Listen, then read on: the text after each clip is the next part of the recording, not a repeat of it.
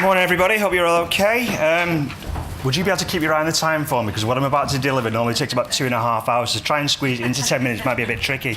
Just before we do start, I'm just going to take a quick selfie, if that's all right. Because nobody believe I'd get all this many people in one room talking about GDPR, so I'll say cheese. Cheese. But on a serious note, I should have asked your permission for that first. Is anybody in here would not like me to share that on social media? If there is, put your hand up and let me know. It's a hot topic. So GDPR is essentially about data privacy and about EU citizens' rights. So as it says on there, I'm Chris Hunter from HM Network. We are communications specialists, if nothing else. We basically help businesses connect to their consumers, to their customers and their supply chains. We do things like wide area networks, lease lines, telephony. But we also started about 12 months ago, something called the GDPR Express. The idea behind it was, when we first got made aware about GDPR, about January last year, there was nothing going on in the Northwest. Nobody knew anything about it. There's a couple of events popping up in London, just general awareness events, and they were charging like £500 a head to get into it. So when we started asking businesses in the Northwest, what are you doing about GDPR, they all looked at us like we had two heads. So we thought, right, well, on our own preparations, we're going to start documenting what we're doing as an SME, helping other SMEs in the Northwest get to grips with what's needed, and also provide them a variety of training and support options if they needed it. So as it says here, today's 15-minute session won't make you an expert. Sorry if you thought it would. It is going to be a very, very high-level overview, but hopefully, by the time you leave, you might know a little bit more than when you first arrived. There's also a very good chance that you might have more questions than when you first came in as well. So, quick show of hands, who knows what the DPA is? Data Protection Act? Out from 1998, okay, obviously things have moved on a little bit since then. Back in 1998, hardly anybody spent an awful lot of time on the internet. eBay just pretty much started as a Yahoo. Moving forward to about 2000, 2001, a lot more social media accounts and profiles popped up like LinkedIn, Gmail, Google, all that sort of stuff. And in 2003, something called PECA came along. Does anyone know what PECA is? It's a privacy and electronic communication regulation. It's basically the ground rules for marketing, for email, for faxes, for SMS, and any electronic communications. So who knows what this is? Who knows what the GDPR is? Who knows what it stands for? Okay, it stands for the General Data Protection Regulation. It actually got brought out in 2006, in April 2016. It gets brought into law on the 25th of May of this year. And it's a massive game changer. It's the biggest change to data protection in an entire generation. And the aim of it is to pretty much give rights back to individuals in Europe, no matter where the businesses are that are dealing with people's data, even if they're in America or in Australia. If it's EU citizens' data that they're handling, they need to make sure that they're keeping it nice and safe and secure. So the aim of our events that we run is to share our own experiences and help other businesses make the right steps to getting ready, to talk about some practical advice and guidance, rather than saying the law says you must do this, you must do that. Well, how the hell do you implement it? You know, it's nice to be able to talk to other people that are actually going through it. To put privacy into context, to help other businesses get onto target, and to provide support options for all. Like I said before, there's a lot of events popping up, and there's a lot of specialists coming out of the woodwork saying, oh yeah, we can come and do you an assessment, it's 10 grand. I'm sorry, but small businesses can't afford that sort of money, so we made sure we found an awful lot of support that can help businesses no matter what their budgets are. As it says there, we brought together a range of support, including audits and assessments, training services, including a lot of face-to-face stuff. We also do a variety of e-learning, so if a business is struggling to take people out of a sales floor, for example, or of a warehouse for the day to do some training, we can basically give them e-learning so they can do it 5 minutes before they start the job in the morning. They watch a little video, do a little quiz, and over 2 or 3 weeks, you've done like 15, 20 modules, and it all starts to make sense. And we also aim to make GDPR easier to grasp and convenient to educate staff. Yeah, essentially, the GDPR Express is a variety of businesses that came together to help businesses from multi-angles when it comes to data privacy. We put together a series of toolkits based on the ICO's own toolkits. You know what the ICO is, don't you? The Information Commissioner's Office. Okay, cool. So they're the people that are going to be enforcing the GDPR, and they're actually in the news quite a lot recently. I'll touch on that in a minute. We also work with an IT hardware recycling company from Padium, who can come and collect old hardware and destroy it safely. Just out of interest, when anyone's got end-of-life computers at the moment, what happens to it? Do you just flog it? Do you sell it on eBay? Do you give it to the kids? Chuck it in the tip? Does anyone actually get it recycled properly and get the hard drives crushed? Because we can be doing all the right things when it comes to firewalls and staff training, but if you've then got a computer with a load of personal information on it, and you're selling it in the LEP or on eBay for 15 quid and somebody's got all that data, that's potentially a data breach. So again, we do e-learning, a variety of practical support and workshops. In fact, after I leave here today, I'm going over to Edge Hill because we're doing some projects with Edge Hill to provide some half-day and one-day workshops for businesses. We work with a variety of data protection practitioners, cybersecurity specialists, penetration testers, social engineers, and again, we can help with things like assessments and staff training and an awful lot more. There's about 26 days left until GDPR gets implemented. Has anyone in this room not started doing anything about it yet? Nobody's going to judge you, but if you've not, just put your hand up and say, I've not even looked at it yet. All right, you're all doing something about it, which is good. In our own preparation, we've spent about 700 hours on our own internal preparations when it comes to GDPR, finding suitable services for our own use, but also sharing those services that we can help other businesses get up to speed with it. And again, for businesses from sole traders right the way up to multinationals. There's a lot of scaremongering going on with GDPR, which is the wrong way to address it. Yes, there are much higher fines involved for getting things wrong, but it's not all doom and gloom. It's actually an opportunity to help instill customer confidence and also with your supply chain. So under the current Data Protection Act, if you have a breach at the moment, there's a maximum fine. Does anyone know what the current fines are? Up to £500,000, yeah. So if you get things wrong and you accidentally email somebody with some personal data from somewhere else, depending on the severity, you can actually get fined up to £500,000. There was a scenario a few weeks ago, actually, where SSEs at an energy company, they emailed one customer somebody else's account details and name by mistake, and they got fined £1,000 on one email. So yeah, it is big business. So when the GDPR comes along, those fines are changing from up to £500,000 to up to £17 million, 20 million euros, or 4% of your global turnover. And again, the severity of the fines and the correctional measures will be dependent on what's gone wrong. So the GDPR actually provides more rights to EU and UK citizens, and it's all about personal data. What's personal data, you might ask? It could be all sorts from your name, your address, even me taking your image on that selfie. That's personal data, that's your image. There's other classifications of data as well, like special information, which can include things like ethnic origin, sexual orientation, national insurance number, health records, things like that. So these are things that really need to be taken care of. Currently, if you have a breach of personal data records, if you lose more than 100 standard records, you have to raise a breach notification to the ICO if there's a risk of harm coming to those people. If that data is encrypted and it goes to the wrong place by mistake, like in an Excel document, for example, and you've sent it to Dave M instead of Dave D, if it's an encrypted document that you have to password protect and you can't get into it, you don't have to raise a breach notification. Under special data, which includes things like we said before, like medical records, if you lose one piece of special data, and there's risk of harm coming to that individual, you have to raise a breach notification to the ICO within 72 hours.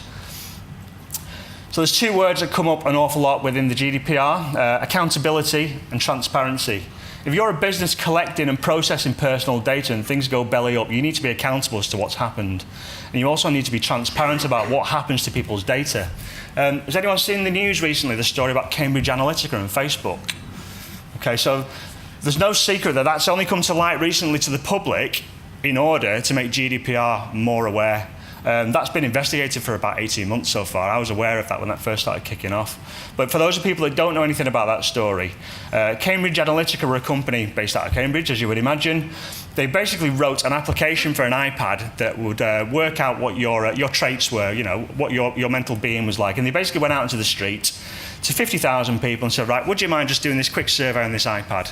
A lot of people went, yeah, I want to know, you know, what my mind says about me. So they went in, they put their own Facebook credentials in there, and it basically gave them a report saying, you know, you like this, you don't like that, this is what turns you on, this is what switches you off. But what Cambridge Analytica weren't telling people is the fact that every time you logged into it, it was crawling through to about 300 of your Facebook friends. So every Facebook user has an average of about 300 followers. So 50,000 people times 300, times 300, times 300, times 300, quickly became about 80 million people. So that information was actually used as part of the Trump campaign, and that helped President Trump get elected, because a lot of the things that people were putting as fears started to appear in their social timelines. So if people were scared of snakes, for example, social media campaigns were appearing in their timelines saying that Hillary Clinton is a snake and trying to turn people off against things like that. It was also partly responsible for the Brexit result as well. Who remembers when this got introduced in about 1992? I used to work in a bar. My dad used to run a pub actually in Preston called the Adelphi. I used to work on the bar and I used to help out in the kitchen as well. And I remember when this sort of came to light, a lot of small businesses, and especially things like roadside cafes, were going, this is just regulation that's going to put small businesses out of business. Nobody can afford to take time to become clean and make sure we're showing people how clean we are. But the reality is, if we're out on the town on a Friday or Saturday night these days, and we've had a few scoops, we go to a couple of takeaways and they're both selling a kebab for £5 at the end of the street. One of them's got 1 star, one of them's got 5 stars. Which of those takeaways do you go to? You go to the one that's showing 5 stars because they're showing that they take health and safety seriously. And I think it's exactly the same with GDPR. And I wouldn't be surprised in the next couple of years, once people start getting spot checks and people start getting investigated, they'll start issuing some sort of badge scheme that shows how compliant you are.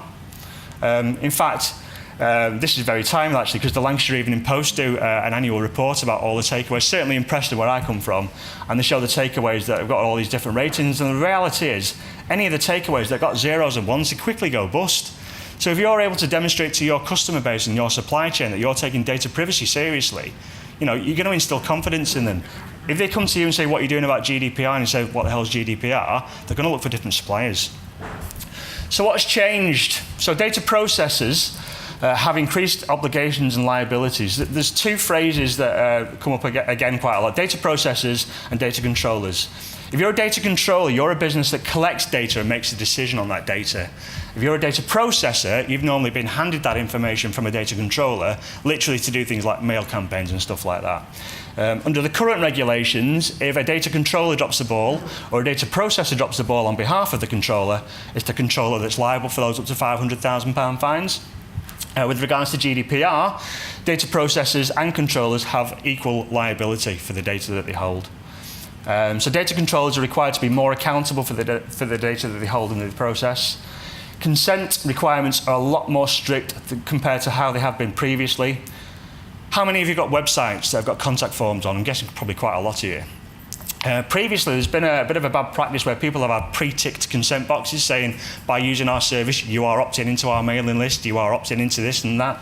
You can't do that. You've not actually ever been able to do that. And the GDPR is making people change it so that you've got to give clear and unambiguous consent to say, I'm agreeing to SMS, I have to physically tick it. I'm agreeing to emails, I have to physically tick it. And even if you're saying you're sharing it with third-party businesses, you have to be very clear as to who those third parties are. You can't just say, we may share. You must say, we are sharing with X, Y, and Z. There's also much stringent regulations on the transfer of data outside of the EU. Our website's hosted by WordPress, it's built on WordPress, and it's actually hosted in the EU. We've made sure of that. But when it was first built, it was hosted in America. Now that's outside of the EU. A lot of WordPress websites have contact forms like Contact Form 7 or Ninja Kicks, things like that. A lot of these free applications that people put into websites and free plugins, the reason things are free is because you become the product or it's a cut-down version. So if you're collecting customers' details on your website, and it's an Indian-provided plugin or it's a Russian-provided plugin, you can imagine where the data might be going. So if anyone's got plugins that are all over the place, please have a look into where data's stored. Again, we touched on before about the notification of breach requirements within 72 hours. And that's within you finding out about it. If you ever do have a breach and you don't raise a breach notification on purpose and the ICO get wind of it, there'd be a lot less lenient on you than if you go to them and say, right, we've dropped the ball, there's been an incident, we're dealing with it, we've got a process to deal with it.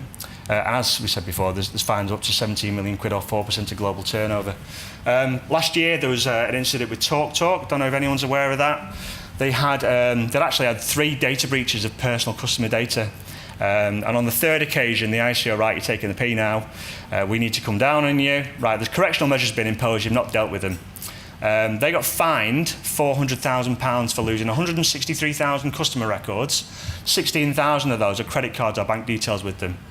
If that was under the new regulation, that would have been closer to 78 million quid, which is a massive difference. So it's basically going to be headline fines to try and make people get their act in place. So documenting processes, this is absolutely vital within GDPR. If you're ever doing things like mail campaigns, having something called a process and activity log, so knowing where the data's come from, whether you've got the relevant consent, who's dealt with it. So if anything does ever come back saying there's been a breach or there's been somebody complaining that received emails that they never consented to, you can pinpoint to where it's come from. You also need to be evidencing staff awareness and training. It's absolutely essential. Quick show of hands, who gives staff training on data protection at the minute? Anyone? Cybersecurity, anyone? If you do, can you evidence it? Can you say that Joe Bloggs did the training on this date and this was the pass rate? It's one thing saying, well, we gave somebody a PDF to read, but if they've never read it and they're just going, yeah, I've signed it, I've looked at it, that's no good, is it? You need to be able to show people why it's important that they do all this sort of stuff. And speaking of the e-learning that we were talking about before, we partnered with a business over in Sheffield called Bob's Business. They actually make training quite fun. And you sit there and you want to watch the next module because it is quite engaging. But I'll show you this quick module anyway. GDPR takes effect from 25th of May 2018. Organisations processing EU data must be compliant with the new regulation. So you might be wondering, what exactly is the GDPR? This new regulation is aimed at making data protection consistent across Europe and strengthening the protections for how personal information is processed. GDPR is important because it gives individuals more control over their data and clarifies what organisations must do to safeguard these rights. With the increased data protection measures come stricter penalties for breaking these regulations, making it vital that data is processed securely. Regardless of Brexit, GDPR will apply to not only the UK, but the whole of the EU and any global company that holds data on EU citizens. Bob's Business has an e-learning solution that provides a comprehensive overview on the changes affecting organisations when GDPR becomes legislation. Your employees will understand the legislative changes and their roles and responsibilities under GDPR. With a full suite of specially designed animated modules, we make sure that the learning isn't just engaging, but positively impacts employee behaviour. Don't wait until it's too late. Take steps to protect your business now with Bob's Business.